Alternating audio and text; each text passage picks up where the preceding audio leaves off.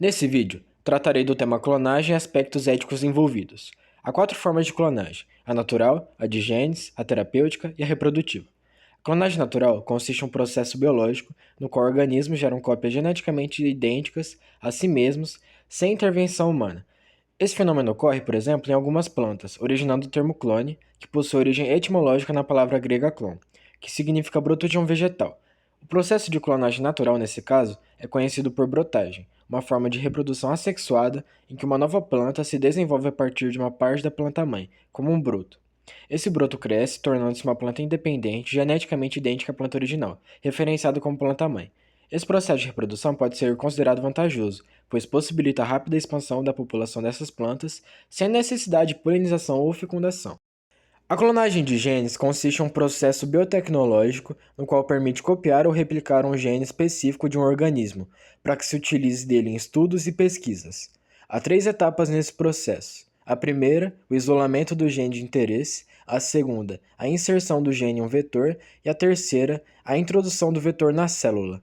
Esse tipo de clonagem tem muitas aplicações importantes em áreas como a medicina e a agricultura. Com ela, podemos criar organismos que produzem substâncias úteis, como medicamentos ou até mesmo melhorar culturas agrícolas, tornando-as mais resistentes a doenças. Apesar dos benefícios, a clonagem de genes também levanta algumas questões éticas e de segurança.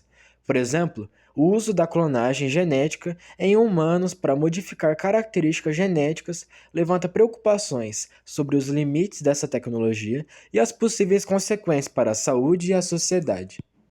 A clonagem terapêutica é uma técnica científica que utiliza a clonagem para fins médicos, com o objetivo de tratar doenças e lesões. Na clonagem terapêutica, o objetivo não é criar uma cópia de uma pessoa ou animal, mas sim gerar células ou tecidos que podem ser usados para tratar doenças. Isso acontece a partir de células-tronco, que são células especiais com a capacidade de se transformar em diferentes tipos de células do corpo. Para realizar essa técnica, o primeiro passo é retirar uma célula do paciente, como a célula da pele. Após isso, essa célula é combinada com o óvulo, que teve seu núcleo retirado. Isso cria um embrião com o mesmo material genético do doador da célula. O embrião se desenvolve até um estágio onde podemos extrair as células-tronco. Essas células são especiais porque podem se transformar em vários tipos de células do corpo, como células nervosas ou até do coração. Elas podem ser usadas para substituir células doentes ou danificadas no corpo de um paciente. Por exemplo, se uma pessoa tem um problema cardíaco, as células-tronco podem ser usadas para regenerar o tecido saudável no coração. A clonagem terapêutica oferece uma possibilidade muito promissora de tratamentos personalizados, ou seja, feito sob medida para a pessoa que está doente. Isso pode ajudar a tratar doenças graves como Parkinson, diabetes, problemas cardíacos e até lesões na medula espinhal. Embora a clonagem terapêutica traga várias esperanças para tratamentos médicos, ela também levanta questões éticas. Algumas pessoas se preocupam com a criação de embriões para obter células-tronco e com o uso dessas técnicas de maneira que possa levar a abusos como a clonagem de seres humanos. A clonagem reprodutiva se trata de uma técnica científica que permite criar um ser vivo geneticamente idêntico a outro.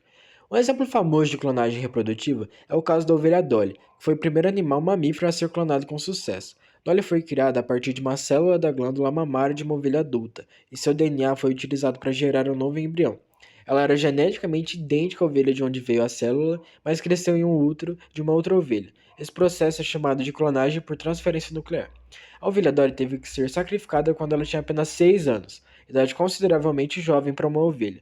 O motivo principal para esse sacrifício foram os problemas graves de saúde que ela desenvolveu, incluindo uma doença pulmonar que é comum entre ovelhas mais velhas, mas que surgiram de forma precoce nela.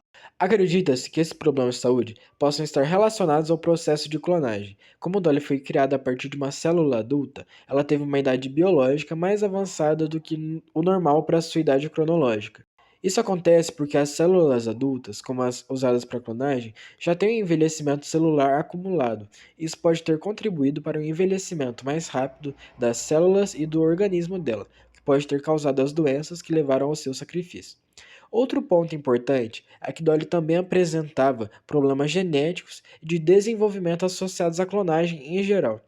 O processo de clonagem pode ser impreciso e nem todos os clones resultam em indivíduos saudáveis. Na época, a clonagem ainda era uma técnica a ser experimentada, e por isso, Dolly foi importante para a pesquisa, mas também mostrou as limitações e os riscos da clonagem reprodutiva.